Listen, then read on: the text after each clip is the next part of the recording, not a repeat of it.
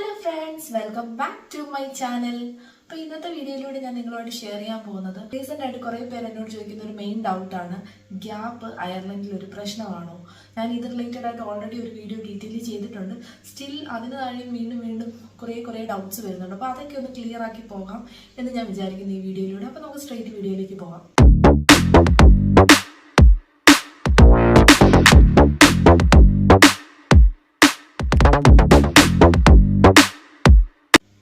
ആദ്യത്തെ മെയിൻ ആയിട്ടുള്ളൊരു ഡൗട്ട്, അയർലൻഡിൽ ഗ്യാപ്പ് ഉണ്ടെങ്കിൽ ജോലി കിട്ടുമോ എന്നുള്ളതാണ്. അയർലൻഡിൽ ഗ്യാപ്പ് ഉണ്ടെങ്കിലും ജോലി കിട്ടും, അതൊരു പ്രശ്നമല്ല. അതേപോലെ തന്നെ നിങ്ങൾക്ക് എക്സ്പീരിയൻസ് ഇല്ലെങ്കിലും നിങ്ങൾക്ക് നിങ്ങളുടെ പേപ്പർ വർക്ക് സ്റ്റാർട്ട് ചെയ്യാവുന്നതാണ്. NMBA പ്രോസസ്സിങ് സ്റ്റാർട്ട് ചെയ്യാവുന്നതാണ്. NMBA പ്രോസസ്സിങ്ങിന് എക്സ്പീരിയൻസ് വേണമെന്നുമില്ല, ഗ്യാപ്പ് ഉള്ളത് ഒരു പ്രശ്നവുമല്ല. എന്ന് വെച്ച് ഗ്യാപ്പ് പ്രശ്നമേ അല്ലേ എന്ന് ചോദിച്ചു കഴിഞ്ഞാൽ ഗ്യാപ്പ് പ്രശ്നമാണ്. അപ്പോൾ ഞാനതൊക്കെ ഡീറ്റെയിൽ ആയിട്ട് പറഞ്ഞുതരാം.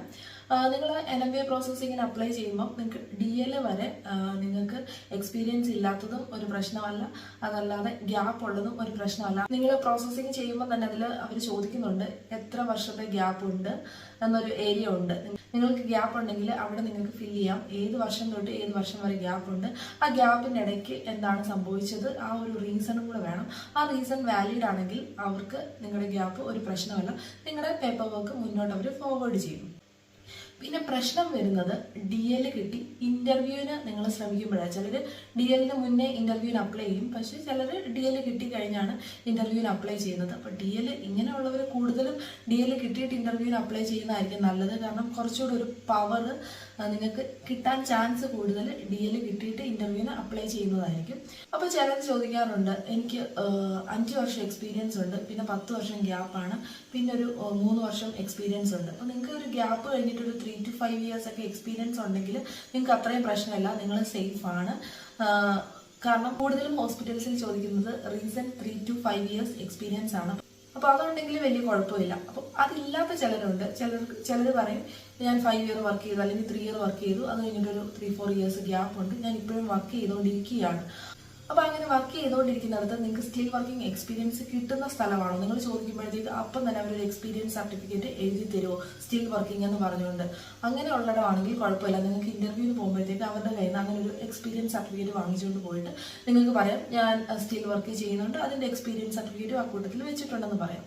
അപ്പോൾ അതിൽ നിങ്ങൾ സ്റ്റാർട്ട് ചെയ്ത ഡേറ്റും പിന്നെ കാണിക്കുന്നത് സ്റ്റിൽ വർക്കിംഗ് എന്നുള്ള ഇതുമാണ് എഴുതി വെക്കുന്നത്. സോ അപ്പോൾ അങ്ങനെ ഒരു ഇത് കിട്ടുന്നിടത്താണോ നിങ്ങൾ വർക്ക് ചെയ്യുന്നത് നോക്കുക. ചില ഹോസ്പിറ്റൽസിലൊന്നും അങ്ങനെ അലോ ചെയ്യത്തില്ല, പിന്നെയും ചെറിയ ഹോസ്പിറ്റൽസിൽ അലോ ചെയ്യും. അപ്പം ആ ചെറിയ ഹോസ്പിറ്റൽസിൽ കയറുന്നവരാണെങ്കിൽ അതിന് മുന്നേ ഉള്ള എക്സ്പീരിയൻസ് എന്ന് പറഞ്ഞു കഴിഞ്ഞാൽ നല്ലൊരു ഹോസ്പിറ്റലിൽ വർക്ക് ചെയ്ത്, അതായത് ഒരു 250 to 300 ബെഡഡ് ഹോസ്പിറ്റലിലൊക്കെ വർക്ക് ചെയ്ത എക്സ്പീരിയൻസ് ഉള്ളവർക്കാണെങ്കിൽ പിന്നെ ഒരു ചെറിയ ഹോസ്പിറ്റലിൽ കയറുന്നതിൽ പേടിക്കേണ്ട ആവശ്യമില്ല. അവിടെ നിങ്ങൾ സ്റ്റിൽ വർക്കിംഗ് ചെയ്യുന്നതായിട്ട് കാണിച്ചാൽ മതി. അപ്പോൾ ചിലർ പറയുന്നുണ്ട് അങ്ങനെ ഇപ്പോൾ എടുക്കുന്നില്ല, ഒരു 1 year എങ്കിലും നിൽക്കണം, 6 monthsലേക്കൊന്നും എടുക്കുന്നില്ല.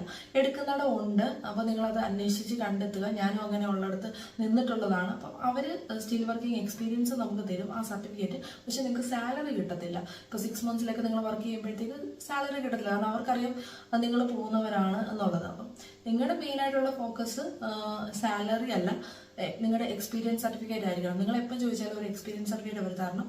നിങ്ങൾ കംപ്ലീറ്റ് ആയി കഴിയുമ്പോൾ കംപ്ലീറ്റ് ആയെന്ന് പറഞ്ഞുള്ളൊരു എക്സ്പീരിയൻസ് സർട്ടിഫിക്കറ്റും തരണം. അപ്പോൾ ആ ഒരു കാര്യം പറഞ്ഞുകൊണ്ട് വേണം നിങ്ങൾ ഇങ്ങനെ ഹോസ്പിറ്റൽസിലൊക്കെ സ്റ്റിൽ വർക്കിങ്ങിന് കയറുന്നുണ്ടെങ്കിൽ കയറാനായിട്ട്.